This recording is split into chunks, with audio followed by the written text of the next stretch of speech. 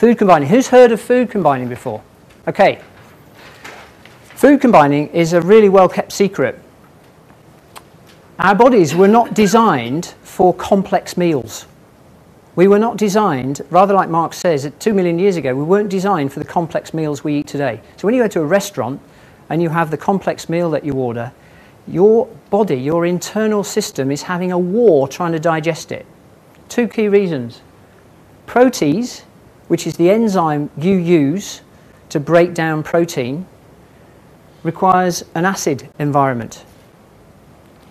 Amylase, which is the enzyme you need to break down carbohydrates, requires an alkaline environment. If you eat proteins and carbs in the same meal, your system doesn't know whether it's coming or going. Consequently, you feel exhausted after the meal. Who's had that sort of 2 o'clock feeling after a big meal? Yeah, it's exhausting. Your system is literally sucking energy out of itself. If you start to combine properly, the simple rule is eat protein and carbs separately. Now, you can eat carbohydrates with virtually any vegetable, but you shouldn't really be eating, if you want weight loss fast, you shouldn't be eating carbohydrates with protein simultaneously. What about meat, protein and vegetables, meat and vegetables? That's okay, because you're not combining carbs and protein, you're combining protein and vegetables. But you eat the potatoes later. What I've actually started to do in restaurants is I've started to say, could you take the potatoes away, please? Could you take the rice away? Could I just have some more salad, or could I have some more vegetables? And they'll do that for you. They'll say, actually, could I have this meal, this salmon, with more broccoli and no roast potatoes, please? Brilliant. You're not combining. Now, when you do this, you put your system in an advanced state. Instead of having to fight with itself, the weight will begin to fall away because you're not having to have that internal war. Now, when I discovered that, it was huge. It was huge for me. The weight just fell away. So you add that to the other steps that you started, and it will begin to happen. Sorry, you know some pulses of protein, so will that... Well, you've got to be careful then. In that case, you shouldn't be combining them with carbs. Rice and lentils, great. Lentils are one of the best foods you can eat. So that's protein, isn't it? Yeah. Sorry?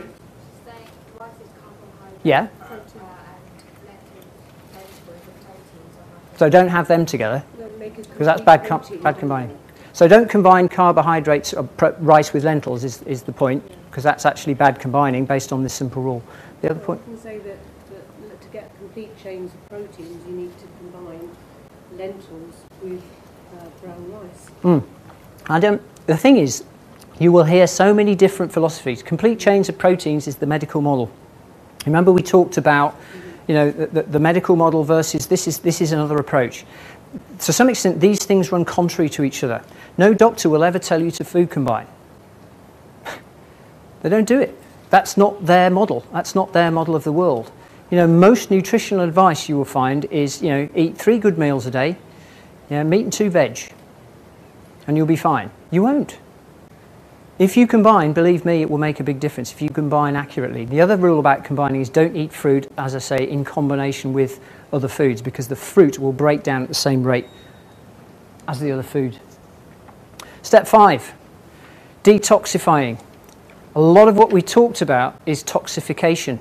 You bombarded your body with toxicity over the last however many years, and there's a big build-up gone on.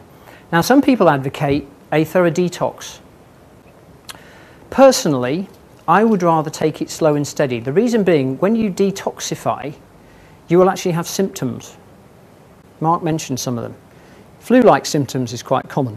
You get the shakes. I've been coaching a guy who's come off coffee, and he was drinking so many cups of caffeinated coffee a day that he got the shakes when he stopped drinking coffee. So I said, right, you're going to have to close this down one step at a time. You're going to have to reduce your number of cups of coffee from 10 a day to 5 a day to 2 a day to 1 a day, and then maybe go to decaf. Now, my personal advice on detoxifying is take it slowly. So what you need to do is gradually reduce your intake of caffeine, alcohol, fizzy drinks of all kinds, not just sugary ones, the diet ones, anything that's got processed additives in it, and anything with sugars, Anything that's been processed and anything with sugars in it. What about hot chocolate? I mean, hot chocolate is better than ordinary chocolate, but my advice to you is reduce it gradually and then cut it out if you really want to lose weight. Now, the beauty of this approach is that you could still have a hot chocolate probably every couple of days and you will lose weight. But I would advise you, if you're going to do that, have your hot chocolate with water, not full cream milk, or have it with water with soy milk. And maybe take the low-fat version of the hot chocolate. But if you read the ingredients, you'll see lots of E numbers and you'll see lots of toxicity. So it's your choice whether you want to put that toxicity into your system or whether you would actually rather let it go and therefore let your body begin to metabolize off the fat rather than have to concentrate on dealing with the toxins. Because in dealing with the toxins, it can't deal with the fat at the same time. So if you want to lose the fat, lose the toxins as well, gradually. I suppose what I'm saying is, drinking water all the time gets a bit boring, doesn't it? So, yeah. It's nice to have a little bit of variety. And, yeah.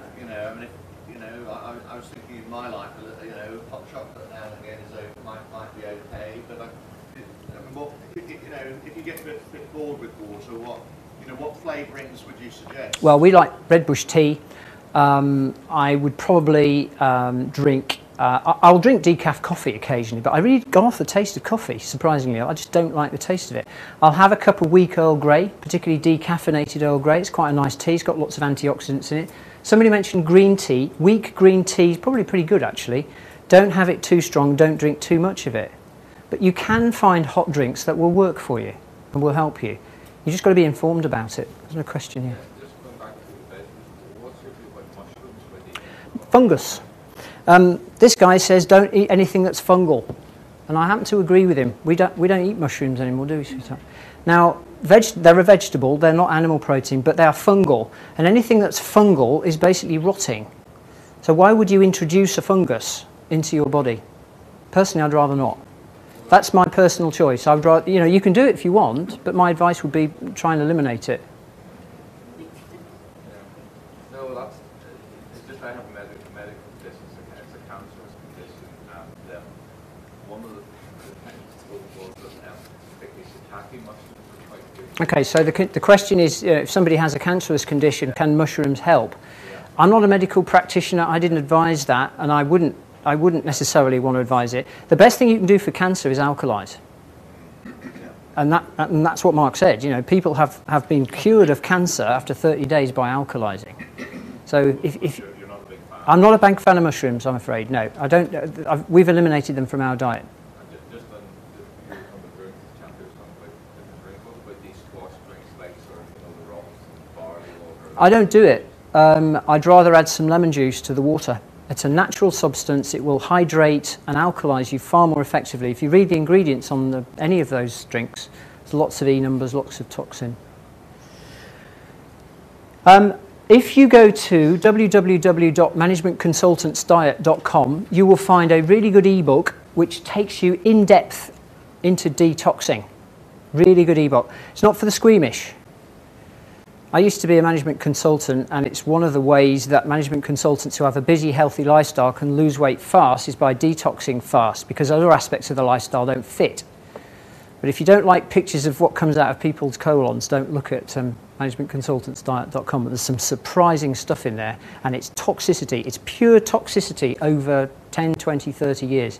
If you can get rid of it, you'll be doing yourself such a favour. You don't need to hold the fat anymore. So this is a week by week. Yeah. Step 5 is week 5. That's Christmas. Well, you can decide what you want to do over Christmas. You can have a bit of alcohol over Christmas. We will have a glass of bubbly on Christmas Day. We'll probably have a drink the night before, but that will be it. I like a drink. I haven't eliminated it, but on the other hand, it's severely limited.